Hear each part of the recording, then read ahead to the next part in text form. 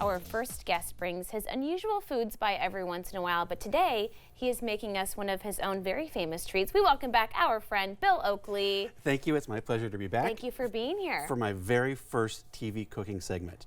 This is really happening. I know. It's shocking. And the thing is, it's really simple, it's really delicious, and it's pretty cheap. That's, as you know, that's kind of my forte, is this thing, the frozen pizzas I've done here in the past.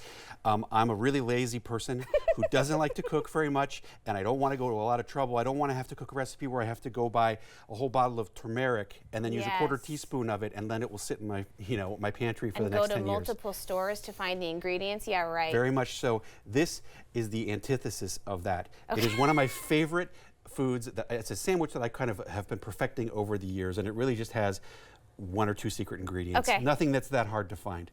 Okay, so essentially what we're going to cook is a grilled ham and cheese. It's kind of an Anglo-American Cuban sandwich. Oh, if you will. Yes, it's a kind of it's an embarrassment to the Cuban sandwich in many ways, but inspired by.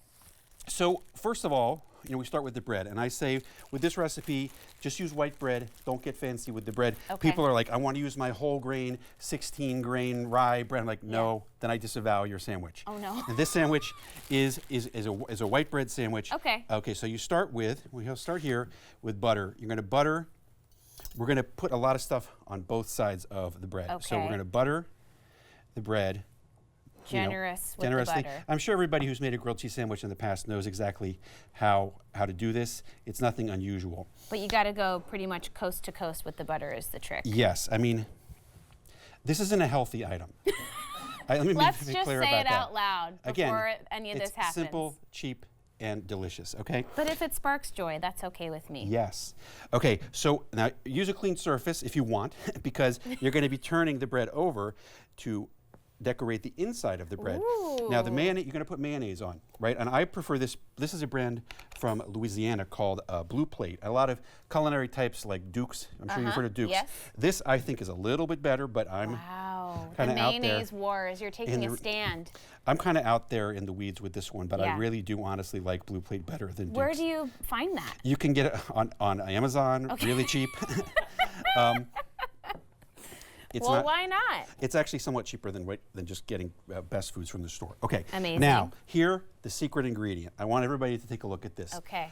Coleman's mustard. All right. Now, you may have seen this in the grocery stores over the years. Have you ever seen this? Have you tried this? It looks familiar. Okay, it's a British mustard, and this is the this is the key to the whole thing.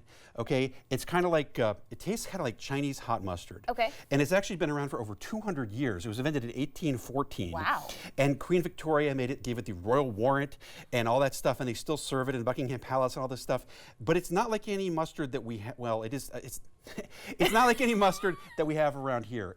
And you can find this at almost any grocery store in their international section or their mustard section. Would you like to try just a little bit of mustard? I would love before I put it on the sandwich? So is it somewhat like a yellow mustard? It looks like yes, but it's like a uber. Here, should I use the fork and? Well, here, take that. Try it. Oh no, I'm making a mess. Did you see that? It's fine. You'll see that it's got intense mustardness. Yes. That's pretty spicy. Yes. Okay. Okay, so now this is the key to the sandwich.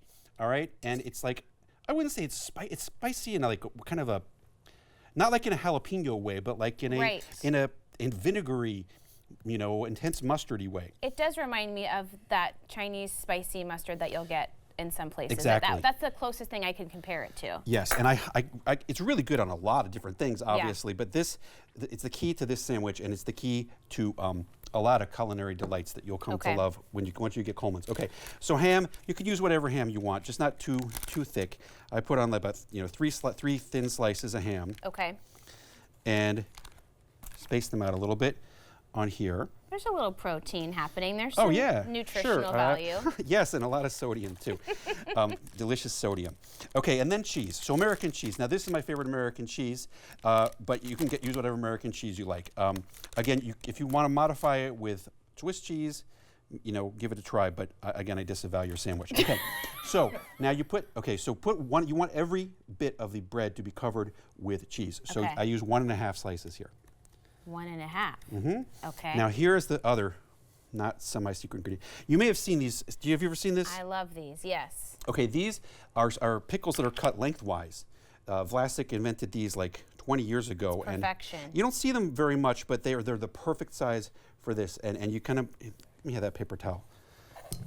You maybe want to dry them off a little bit, lest your sandwich get too juicy. That kind of makes sense. Yeah, so we do that, and then we're just about done here.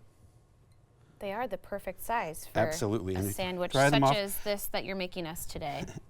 Okay, then we assemble the sandwich. Now this is, wow. you just put it right here in the pan. It's very tidy. You've got everything perfectly tucked away. I'm so happy that my first cooking segment is going this well. It really is. Okay, so you put it in the pan. Now here, this is what you can do with the grilling. It probably takes about 6 to 8 minutes, right? If you've made a grilled cheese, you know what's going on here. This has a little more ingredients, so it takes a little time. Put it on a medium to low heat. Yeah. You don't want to scorch it. And then if you have something, you can push it down, push it down every so often, or if you get one of these, I love this thing. It's called a steak weight. That's cool. That you put, and I use this for making smash burgers, hamburgers, and you push them down like this. But if you go like this, it gets, it makes extra contact between the bread and the pan so that it gets extra crispy. Very nice. Okay, now this being a television segment, we already have one made. TV magic coming right up. The magic of television. We have my sandwich pre-made. Look at this. Pre-portioned for our enjoyment. Oh my gosh, and Bill, we're really doing this today.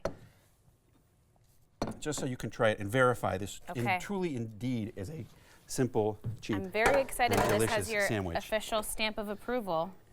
Oh ready? My God. Oh my okay, gosh. ready? Okay, cheers. Oh my God, I love this so much. What's better than that? Thoughts? It's really, really good. It's so, I don't really know how to describe it, but I said if you've ever had a Cuban sandwich, it is reminiscent of that, but the mustard and the other things kind of make, and it's much simpler to make than a Cuban sandwich. That's true. Which is great, but hard for the amateur chef. I do like that extra spice of the mustard too, because I'll usually do a yellow mustard, maybe a Dijon if I'm feeling exciting, but this is kind of the next level up. Can't recommend this enough.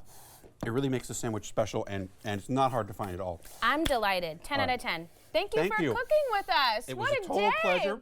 I can't wait to come back and teach everybody how to make toast next time. Oh, good. Yes, we'll just keep going back to the basics. We'll have this recipe and more about Bill on our website at katu.com. We'll be right back with more Afternoon Live right after this.